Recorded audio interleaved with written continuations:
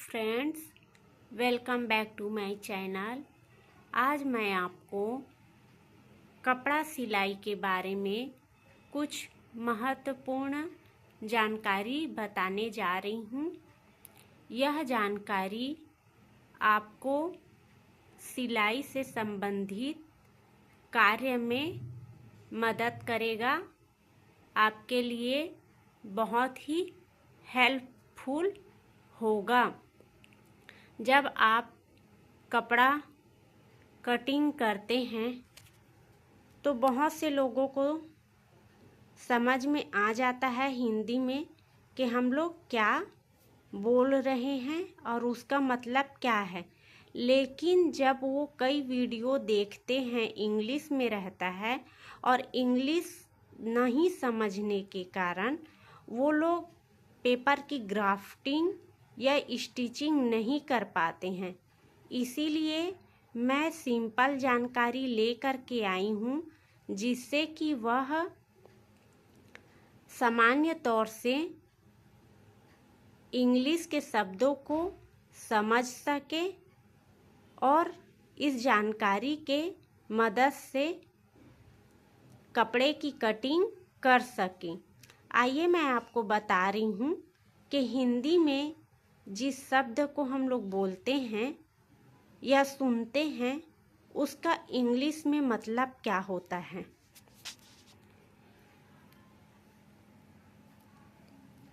देखिए दोस्तों, ये है कंधा। कंधा को हम लोग इंग्लिश में शोल्डर बोलते हैं। जब हम लोग कपड़े की कटिंग करते हैं तो कंधा हिंदी शब्द है और शोल्डर उसका इंग्लिश शब्द है। लंबाई, लंबाई को इंग्लिश में लेंथ कहा जाता है। सीना, सीना को इंग्लिश में चेस्ट बोलते हैं। कमर को इंग्लिश में वेस्ट कहा जाता है। गला को नेक कहते हैं। गले की लंबाई, जो हम लोग गले की गहराई काटते हैं उसी को इंग्लिश में नेक लेंथ बोलते हैं। जितना हम लोग डीप लेंगे, जितनी गहरी लेंगे, उसी को नेक लेंथ कहा जाता है। गला पट्टी, नेक फिनिशिंग स्ट्रिप, मतलब जो हम लोग शोल्डर काटते हैं और शोल्डर के नीचे यदि हम लोग गला का जैसे 2.5 इंच, 2 इंच, 1.25 इंच पे गला काट लिए, गले की चौड़ाई काट लिए, उसके बाद जो पट्टी बच जाती है उसे नेक पट्टी, नेक फिनिशिंग स्ट्रिप, गला पट्टी कहते हैं। आस्तीन, यहाँ पे बहुत लोग कंफ्यूज होते हैं, बहुत लोगों का डाउट रहता है। आस्तीन, आस्तीन को इंग्लिश में स्लीव्स कहते हैं और बाह की गोलाई को आर्म होल कहते हैं। आस्तीन को स्लीव्स कहते हैं और बाह की गोलाई को आर्म होल कहते हैं। अतिरिक्त, एक्स्ट्रा, जैसे हम लोग कपड़ा कटिंग करते हैं तो जो सिलाई मार्जिन हम लोग रखते हैं ना, उसी को एक्स्ट्रा या फिर अतिरिक्त कपड़ा बोलते हैं। सामने का भाग, सामने का भाग जैसे ब्लाउज है, सूट है, उसमें सामने के भाग को इंग्लिश में फ्रंट पार्ट कहते हैं। पीछे का भाग, पीछे का भाग इंग्लिश में उसे बैक पार्ट कहते हैं। सूट हो गया, ब्लाउज हो गया, कुर्ता हो गया, उसके पीछे के भाग को बैक पार्ट कहा जाता है। रूप, प्रारूप, जैसे हम लोग पेपर में ब्लाउज को काटने के लिए या सूट को काटने के लिए डायग्राम बनाते हैं, उसे ही इंग्लिश में ड्राफ्टिंग कहते हैं। मुख्य बिंदु, मुख्य बिंदु शोल्डर से लेकर के जो हम लोग टक्स लगाने के लिए पॉइंट एक लगाते हैं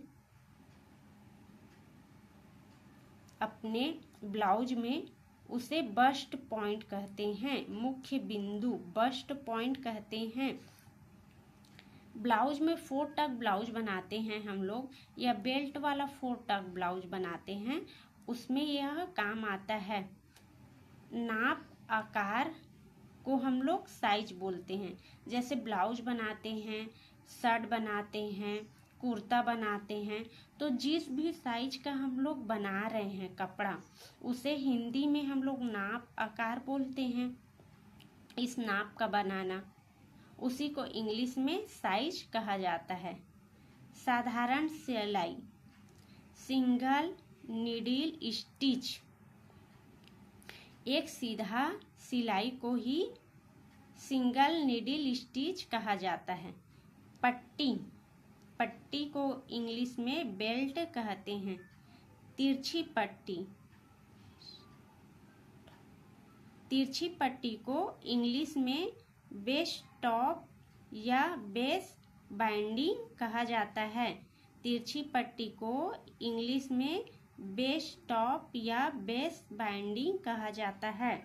ऊपर सिलाई, टॉप स्टिचिंग, जैसे हम लोग बोलते हैं कि पीछे के भाग काट रहे हैं, कटिंग कर रहे हैं, तो यदि लंबाई हम लोगों का टोटल लंबाई 13 इंच है, तो हम लोग 14 इंच पर कट करेंगे। आधा इंच ऊपर दबेगा, आधा इंच नीचे दबेगा, तो इसी को इंग्लिश में ऊपर की सिलाई को टॉप स्टिचिंग और नीचे की सिलाई को बॉटम हीमिंग, बॉटम हीमिंग कहा जाता है।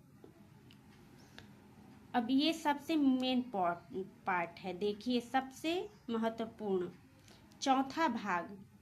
जब भी हम लोग सिलाई करते हैं तो जो भी हम लोगों का नाप रहता है, चाहे वो सीना का रहता है या फिर कमर का रहता है, तो हम लोग कटिंग करते हैं तो अक्सर बोलते हैं अपने मेजरमेंट या अपने नाप का चौथा भाग। तो चौथा भाग को इंग्लिश में कहते हैं 1/4 या A4 या क्वार्टर, 1/4 हिस्सा। इसी को ही इंग्लिश में चौथा भाग कहा जाता है।